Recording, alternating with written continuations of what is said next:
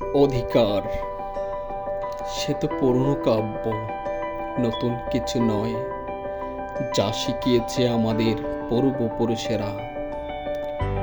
অধিকার চাইতে গিয়ে কেন লাশ হবে আমার ছাত্র ছাত্রী, ছোট ভাই বোনেরা?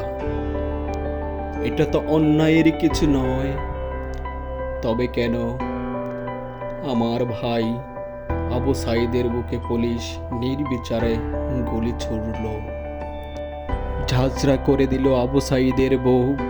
তারপরেও অধিকার আদায়ের জন্য উঠে দাঁড়ালো।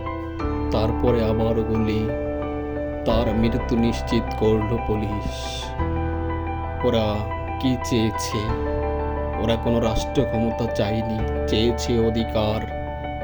ওদেরকে বানিয়ে দিল রাজাকার।